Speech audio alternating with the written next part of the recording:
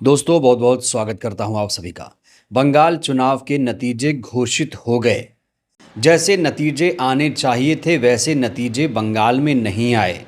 2021 का जो रिजल्ट था उसे उलट दिया गया।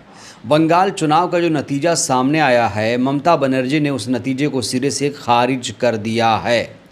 बंगाल चुनाव के इस नतीजे को जनादेश नहीं बल्कि ज्ञानादेश बताया जा रहा है। कहा जा रहा है कि ज्ञानेश कुमार ने अपने आका को खुश करने के लिए ये आंकड़े खुद से तैयार कर दिए हैं और शायद इसीलिए बंगाल चुनाव नतीजे के बाद चुनाव आयोग ज्ञानेश कुमार जी को बधाइयां दी जा रही हैं। पश्चिम बंगाल चुनाव में भाजपा जीत गई, चुनाव आयोग को बधाई। जल्दी ही पश्चिम बंगाल भी बिहार गति को प्राप्त हो जाएगा। टीएमसी के दफ्तरों में तोड़फोड़ और आग लगाने की घटनाएं शुरू हो चुकी हैं। जाहिर है पश्चिम बंगाल भी भाजपाई लोकतंत्र की रोशनी से रोशन होना शुरू हो चुका है। अब तक बिहार के लोग कमाने के लिए पश्चिम बंगाल जाते थे, अब बिहार और पश्चिम बंगाल दोनों जगहों के लोग देश भर में घूम घूम कर कमाएंगे। खैर, चुनाव आयोग को एक बार फिर से पश्चिम बंगाल जीतने की बधाई। दोस्तों, पश्चिम बंगाल में नारी बंधन किस तरीके से हो रहा है वो तस्वीर भी मैं आपको दिखाऊंगा। लेकिन इस बीच ममता बनर्जी ने बंगाल चुनाव नतीजे को सिरे से खारिज कर दिया है।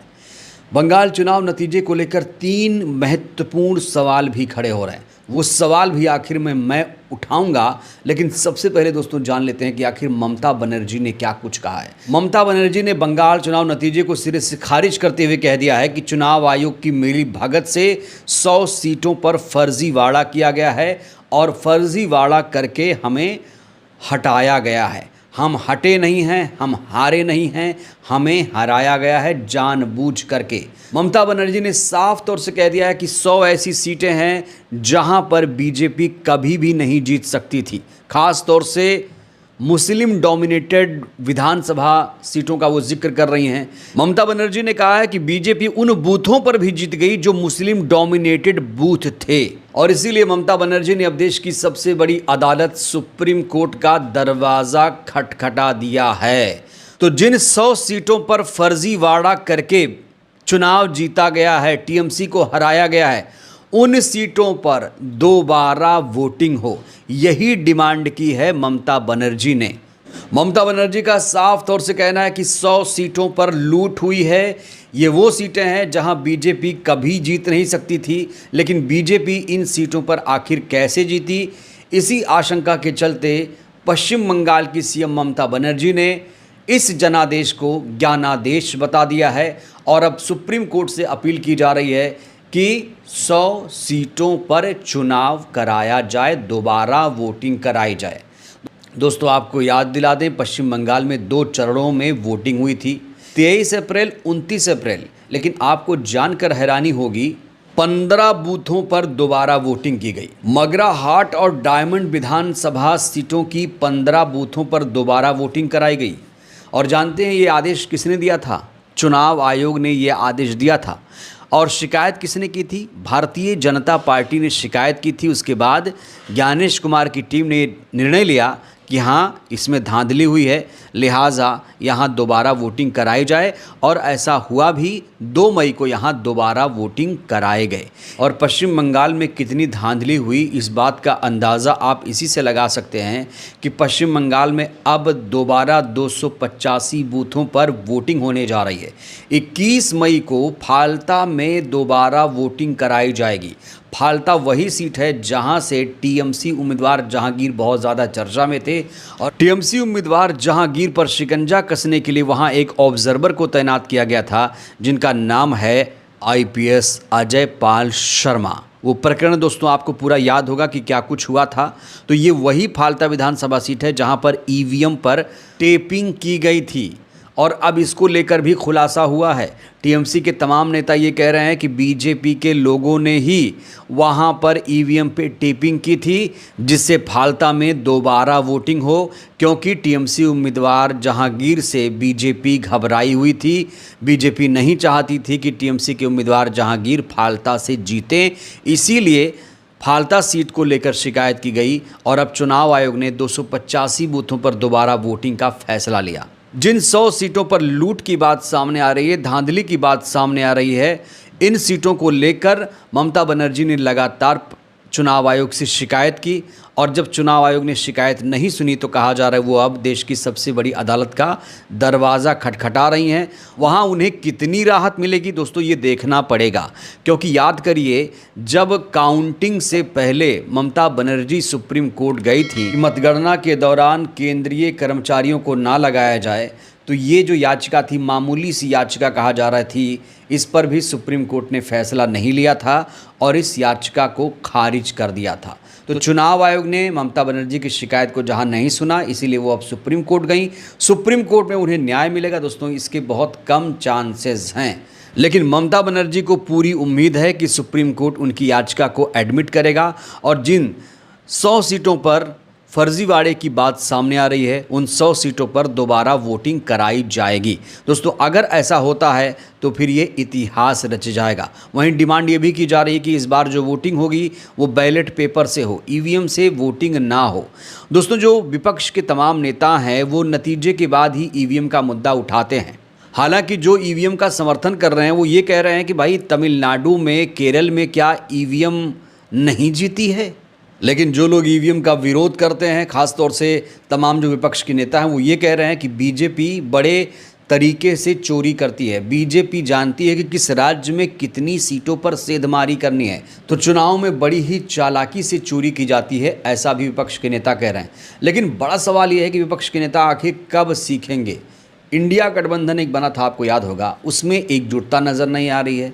दिल्ली हार गए, बिहार हार गए, अब पश्चिम बंगाल हार गए, इसके बाद अब उत्तर प्रदेश में चुनाव होने वाला है। बीजेपी लगातार हर पार्टियों से गठबंधन कर रही है, लेकिन इंडिया गठबंधन बना तो था, लेकिन वो नाम मात्र का रह गया। ना तो दिल्ली में गठबंधन हुआ, ना तो पश्चिम बंगाल में गठबंधन हुआ। कहा तो ये भी जा रहा है कि इंडिया गठबंधन में उतनी ज़्यादा एकजुटता है नहीं।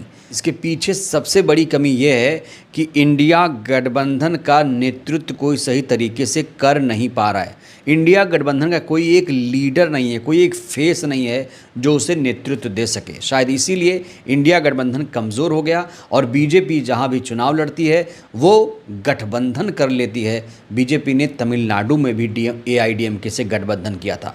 तो ये जो दौर है, कहा जा रहा है गठबंधन का दौर है। लेकिन अगर विपक्ष के नेता ईवीएम पर सवाल खड़े करते हैं तो क्या सिर्फ नतीजों के बाद सवाल खड़े करके चुप हो जाएंगे? क्या इसको लेकर कोई सीरियसली लड़ाई भी लड़ी जाएगी? क्या इसको लेकर कोई सड़क पर आंदोलन भी होगा? देखिए, अगर कोई बार बार नतीजों के बाद सिर्फ ईवीएम पर सवाल खड़े करता है, उसके बाद खामोश हो जाता है, तो इससे जनता भी कहीं ना कहीं चिढ़ती है। तो अगर विपक्ष को ये लगता है कि ईवीएम में खामी है तो उसके खिलाफ डटकर मुकाबला करे, बैलेट पेपर की डिमांड करे, एकजुटता दिखाए, नहीं तो सिर्फ बयान देने से कि ईवीएम में धांधली हुई है, ईवीएम में दिक्कत है, हेरा फेरी हो रही है, इससे कहीं ना कहीं विपक्ष की क्रेडिबिलिटी खराब होगी। वहीं सुप्रीम कोर्ट के वरिष्ठ वकील कपिल सिब्बल ने एक बहुत बड़ा बयान दिया। उन्होंने कहा कि बंगाल का चुनाव जीता नहीं गया बल्कि चुराया गया। हमें ममता बनर्जी के साथ खड़े होना चाहिए, ये कह रहे हैं कपिल सिब्बल साहब, जो खुद सुप्रीम कोर्ट के वकील हैं, देश की सबसे बड़ी अदालत में बैठते हैं।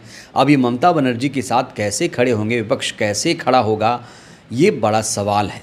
क्या खड़े होने का अर्थ सिर्फ बयानबाजी कर देना है या फिर उसके लिए कोई लीगल लड़ाई लड़ी जाएगी, कोई ज़मीन पर लड़ाई लड़ी जाएगी? बंगाल में नारी बंधन कैसे हो रहा है वो दिखाने से पहले दोस्तों कन्हैया कुमार का एक बयान मैं आपको दिखाना चाहता हूँ। कन्हैया कुमार ने एक बड़ा बयान देते हुए कहा है कि बंगाल में बीजेपी नहीं जीती तो ईसी से विश्वास उठ जाएगा। ये कन्हैया कुमार का बयान है दोस्तों, बड़ा पेचीदा बयान है। आमतौर पे लोग क्या बोलते हैं कि अगर बंगाल में बीजेपी जीती तो इलेक्शन कमीशन से भरोसा उठ जाएगा, लेकिन यहाँ पर बयान थोड़ा ट्विस्ट करके दिया है कन्हैया कुमार ने। उन्होंने कहा कि बंगाल में बीजेपी नहीं जीती, यानी चुनाव आयोग को, ज्ञानेश कुमार को बंगाल में बीजेपी को जिताना ही है। यहाँ कन्हैया कुमार के कहने का अर्थ ये है। तो बंगाल चुनाव के नतीजे आने के बाद दो तरीके से लोग बयान दे रहे हैं। लोग कह रहे हैं ये जो नतीजा आया है ये जनादेश नहीं ज्ञानादेश है। ज्ञानेश कुमार ने अपने बॉस को खुश करने के लिए ये आंकड़े तैयार किए हैं। वहीं ज्ञानेश कुमार को लेकर तरह तरह की खबरें भी आ रही हैं। कहा जा रहा है कि ज्ञानेश कुमार को भारत रत्न दिया जाएगा। असम के सीएम हिमंता बिस्वा शर्मा ने इसको लेकर बड़ा बयान भी दिया था।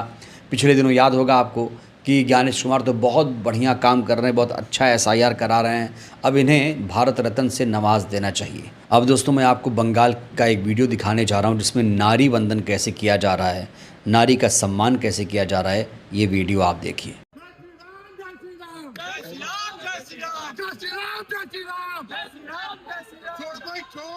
चोर भाई को कौन? चोर कौन? जय श्री राम, जय श्री राम। चोर भाई को कौन?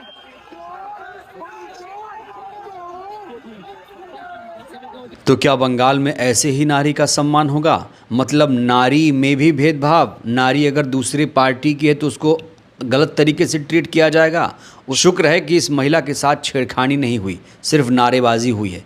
इस वीडियो को सोशल मीडिया पर शेयर किया जा रहा है और बीजेपी के चाल चरित्र चेहरे को इस समय लोग उजागर कर रहे हैं। बहरहाल दोस्तों इस वीडियो में इतना ही। बंगाल में बीजेपी की जीत के पीछे आखिर कौन है जिम्मेदार? क्या इस बार चुनाव आयोग ने पूरी ईमानदारी से चुनाव कराया? राय दीजिएगा। धन्यवाद।